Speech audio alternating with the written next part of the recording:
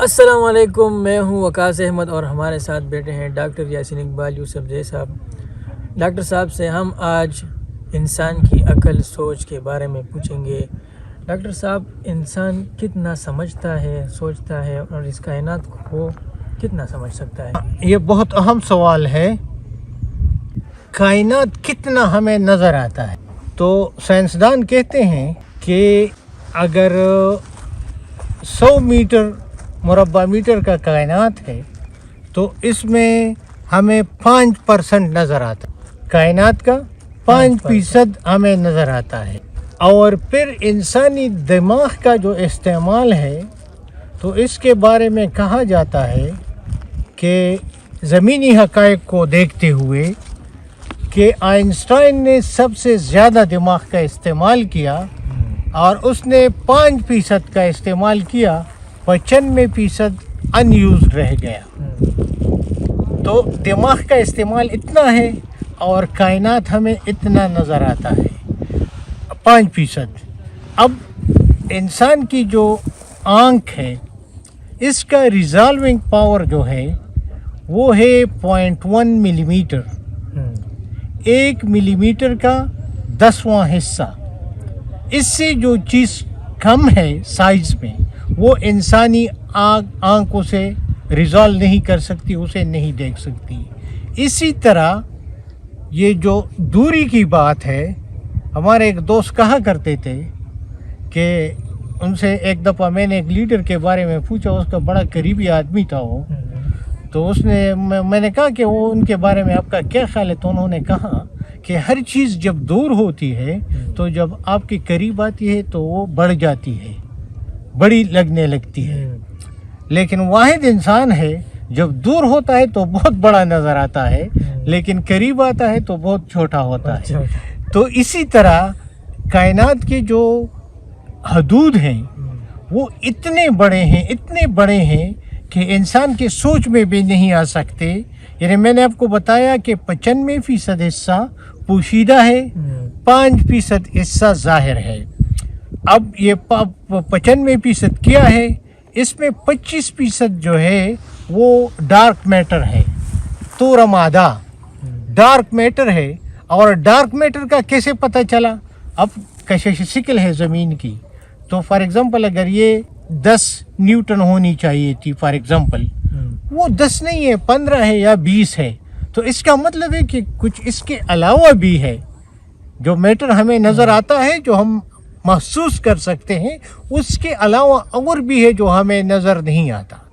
پھر جو for example comma cluster ہمارے کہکشاں سے 300 ملین نوری سال دور ہے، 300 ملین نوری سال۔ اب نوری سال کیا ہے؟ نوری سال وہ فاصلہ ہے، یہ وقت کا یونٹ نہیں ہے۔ نوری سال جو ہے یہ فاصلے کا یونٹ ہے، تو یہ وہ فاصلہ ہے۔ ایک نوری سال کا فاصلہ وہ ہے، بجلی لائٹ کی رفتار جو ہے روشنی کی، وہ 1,86,000 میل پر سیکنڈ ہے۔ تو وہ ایک سال میں جتنا سفر طے کرتی ہے لائٹ، تو وہ فاصلہ 1 نوری سال کا ہو گیا۔ تو 300 ملین نوری سال پہ ہم سے ایک کہکشاں ہے، کوما کلسٹر۔ اسی طرح جو ہمارا سورج ہے وہ اپنی کہکشاں کے ارد گرد جو چکر لگاتا ہے کہکشاں کے سینٹر کے اراؤنڈ، تو اس میں لگتے ہیں اس کے تقریباً 4 نوری سال۔ تو ہمارا کہکشاں اتنا بڑا ہے۔ تو اب آپ سوچیں کہ انسان کی عقل کتنی ہے۔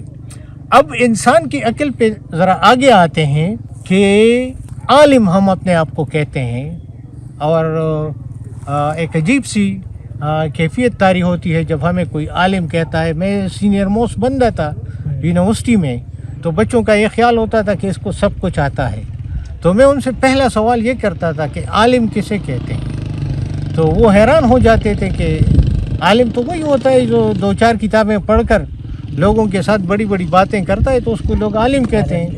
میں نے کہا عالم وہ ہوتا ہے جو کائنات کے ماضی، حال اور مستقبل کے بارے میں چھوٹے سے ذرے سے لے کر بڑے سے بڑے اجسام تک ان کو جانتا ہے، وہ عالم کہلاتا ہے. تو اس تعریف سے اللہ تعالیٰ کے علاوہ اور کوئی عالم نہیں ہے، کیونکہ ہماری آنکھ کی ریزالونگ پاور یہ ہے اور ہماری دور دیکھنے کی جو صلاحیت ہے، telescopy and microscopy. Telescopy means دور آپ کتنا دیکھ سکتے ہیں، اور مائکروسکوپی کتنی چھوٹی چیز کو آپ دیکھ سکتے ہیں. تو انسان کی عقل صرف اتنی ہے. تو ہم جو اپنے آپ کو عالم کہتے ہیں تو ہمیں تھوڑا سوچنا چاہیے کہ ہم جو بات کرتے ہیں، آج میں آپ سے بات کرتا ہوں تو مجھے یہ سوچنا چاہیے اور آپ لوگوں کو بھی یہ سوچنا چاہیے کہ میرے الفاظ جو ہیں یہ قرآن کے الفاظ نہیں ہیں، یہ غلط بھی ہو سکتے ہیں، اس پر بحث بھی کی جا سکتی ہے. شاید ایک دوسرا بندہ آپ کو اوپینین دے دے اور وہ زیادہ قداور ہو، وہ زیادہ لاجیکل ہو، منطقی ہو.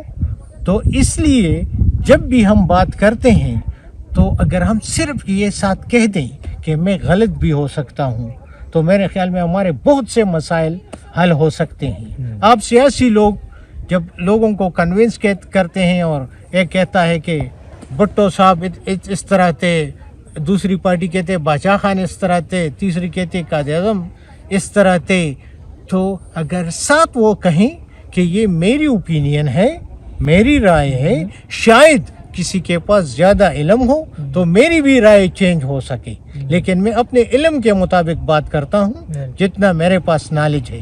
تو میرے خیال میں زیادہ بحث جو ہم لا حاصل بحثیں کرتے ہیں تو اس سے ہماری جان چھوٹ جائے گی.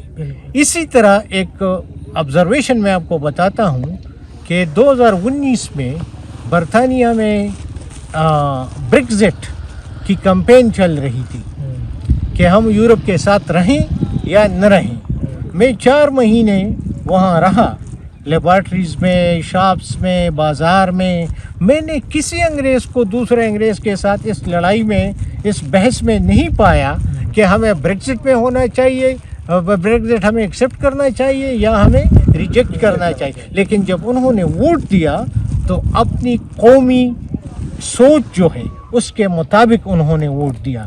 تو ہمارے لوگوں کو بھی چاہیے کہ الیکشن پر، کمپینوں میں ایک دوسرے کی تضحیک نہ کریں، ایک دوسرے کے ساتھ لا حاصل بحثیں نہ کریں، اور اپنی جو رائے ہے وہ ان کو بتائیں کہ میرا یہ خیال ہے اور اسی وجہ سے میں اس پارٹی کو سپورٹ کرتا ہوں.